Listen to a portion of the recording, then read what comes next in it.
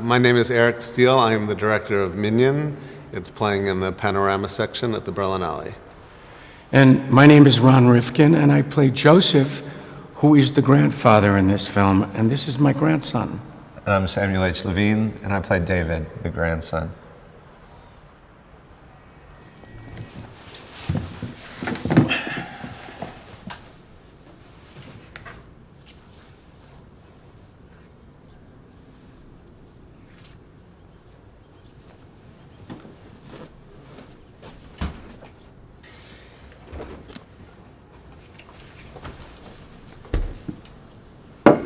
She would have made something special for you.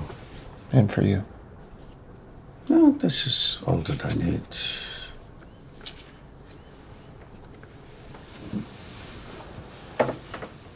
Your mother once asked your grandmother why she didn't leave Russia when she was a young woman. Before the war, during the war. She was waiting for you to come home. Your mother always thought about this as if there were options. And if you could just run away from yourself. What'd Bobby say? Look into my eyes. That's what Bobby said. So your mother looked in Bobby's eyes and she didn't see anything. Exactly, said Bobby.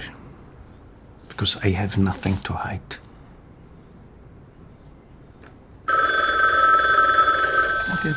Okay.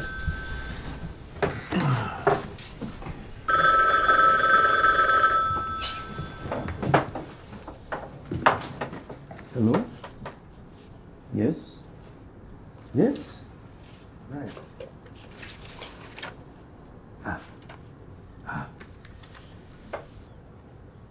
Okay, yes, thank you.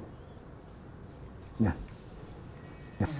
Hi, and welcome to the 34th Teddy Award. My name is Felix, and I'm here with director Eric Steele and actors Samuel H. Levine and Ron Rifkin to discuss the movie Minyan.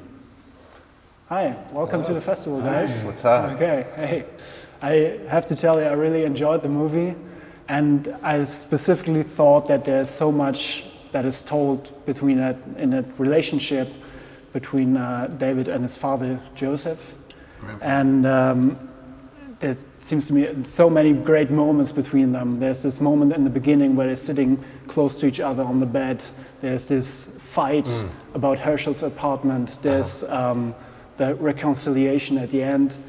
And Joseph seems to embody a lot of sort of roles for David. There seems to be his connection to belief in a way, a substitute father in a way, and his connection to an older generation. Maybe you could tell me, and that goes to all three of you, what that role really is, like what the connection between the two of them is, and how you went about constructing that. That's a lot of talking. I'll give it a shot.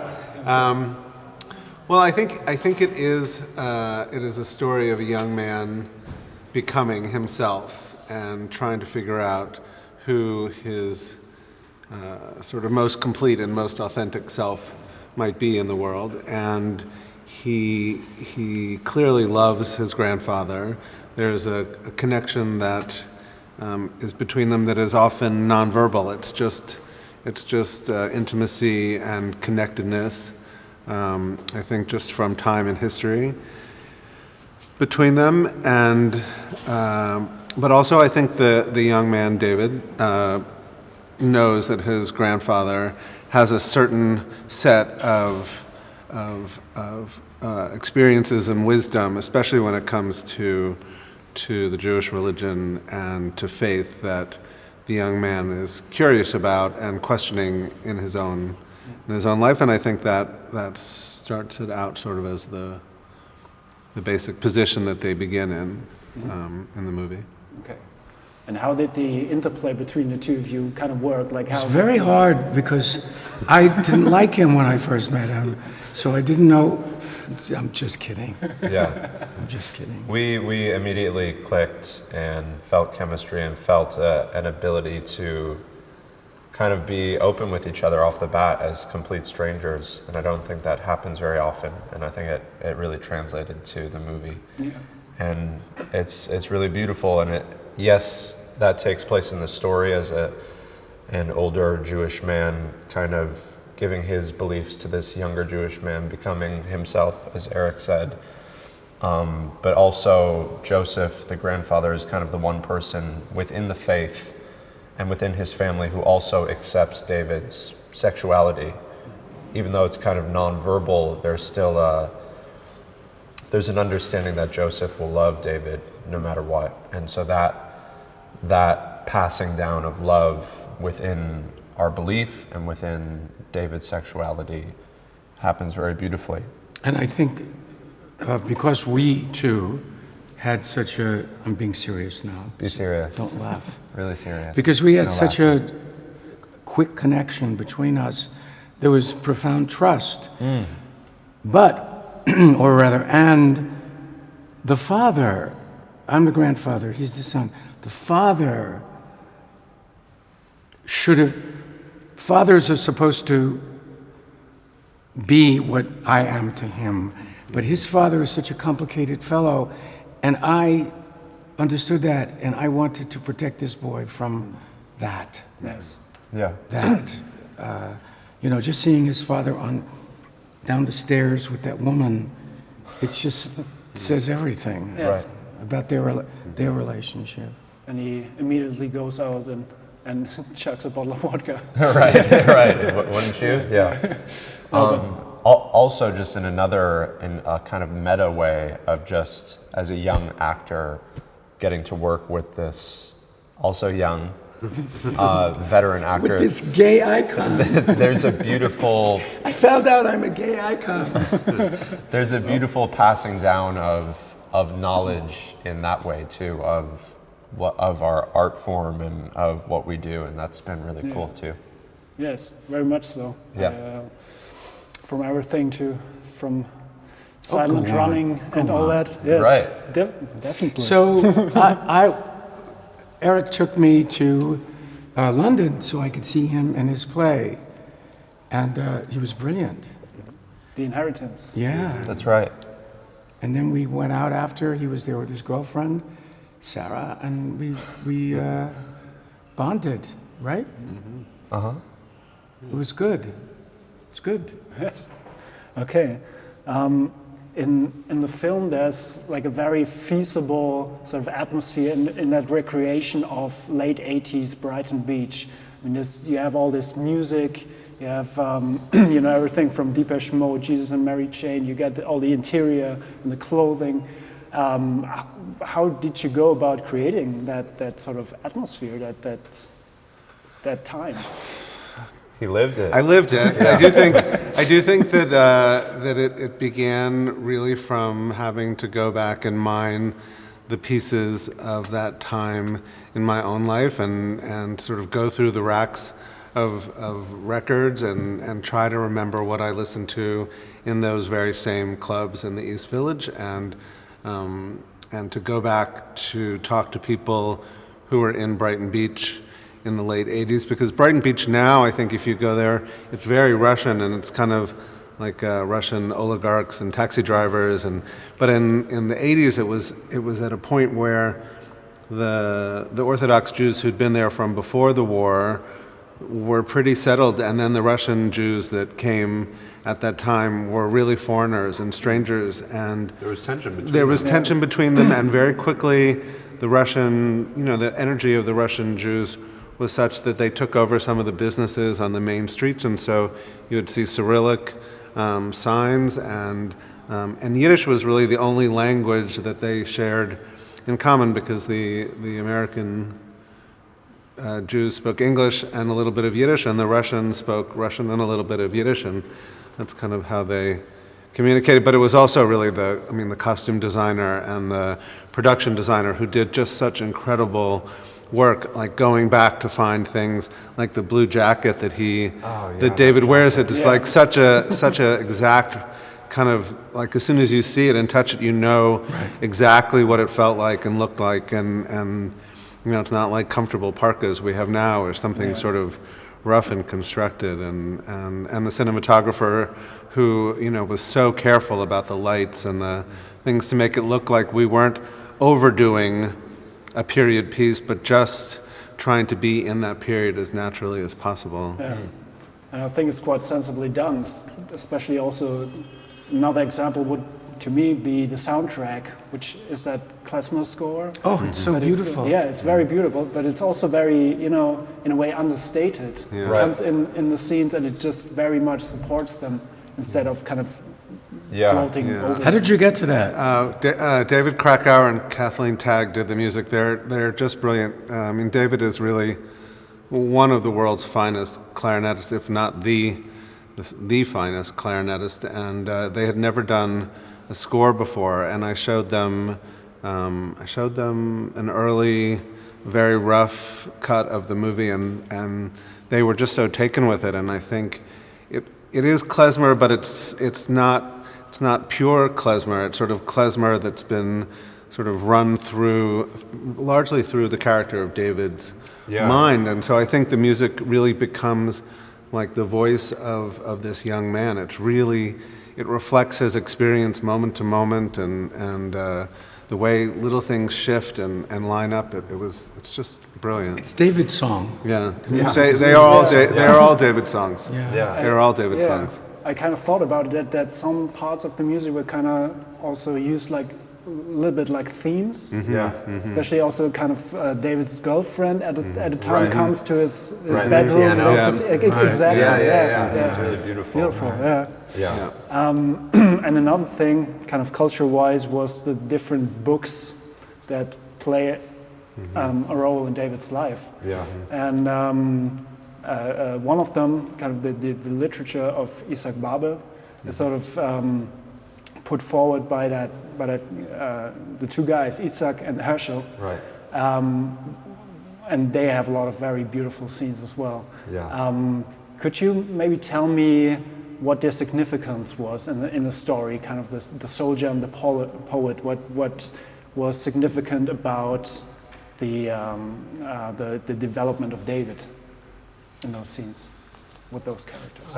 I mean, for David to see a role model like these two men that are extremely brave and are living together, share a cup with their two toothbrushes and sleep in the same bed, and they've found their way to love each other within this rigid religious community is profound to David, and it allows him to see that there is a way to love within this community, and that's passed down through the literature in a more literal way.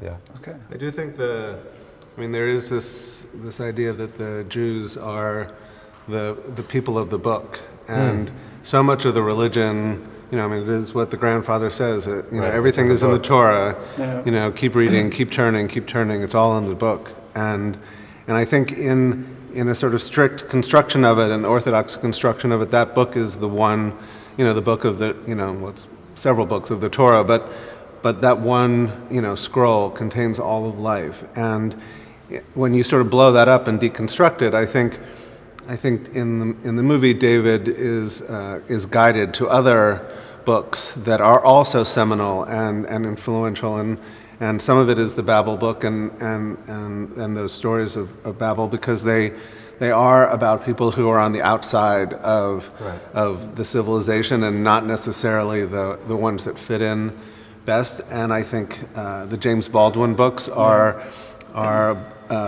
books about someone who's not sure where he fits in, whether he fits into his country, does he fit into his community, does he fit in and belong in his own skin. And I think all of those things are influences on who David becomes, and certainly seeing the two gay neighbors in the old age, the seniors housing complex.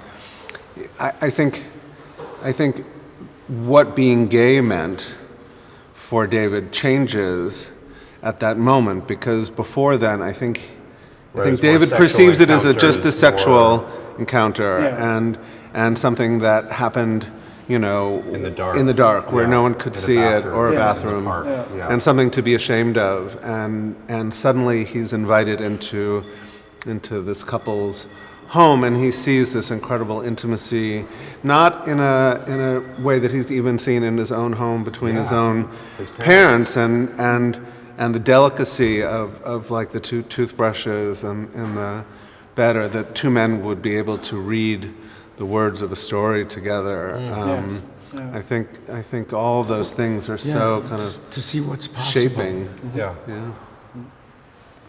There's also, there's, it seems to always kind of reflect David development, the way that certain pieces, especially of James Baldwin's books, are talked about, especially in class when he says, I don't think he's being saved. Right. I think he has to talk to his father about being saved. Right. And I love those scenes where kind of the teacher gives him sort of the gospel of James Baldwin. Right. How did that go? How was that conceived, putting that in the movie? Well, I mean, for me, James Baldwin was, in my family, he was sort of like the favorite, writer of in my family, and so we read everything that he wrote. I would read it, my brother would read it, my sister would read it.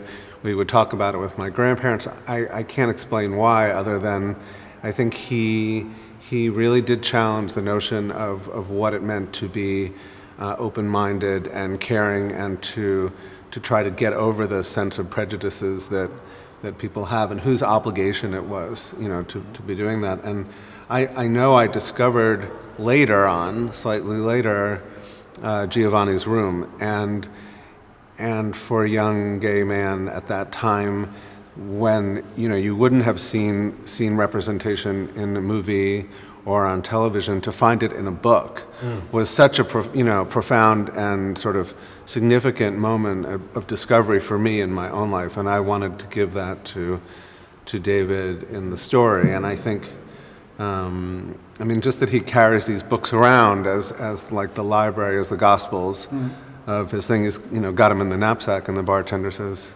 you bring a lot of books with you to the club. And then later the mother says, so many books. I like reading. I like reading. Yeah.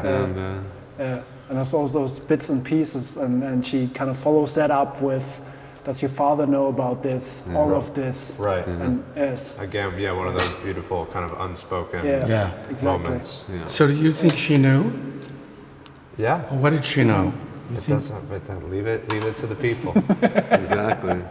But if you're holding Giovanni's Room, and there's, the books themselves were, like just holding them at that time, they had illustrations of men in the kind of suggestive positions that was really, the way he writes about revolutionary, sex and love is incredible. It's so vivid, so passionate, between men and women, and men and men, and both. It's just this is why he got the job. It's filled with love and with complexity. He's incredible, Baldwin. Yeah. And there's this very passionate love scene between David and Alex Hurt's character, Bruno. That's right. How did you go about playing that? How did you? Because it seems very, very playful, very rough, sort of in a way, but also it kind of it's playful, it's fun.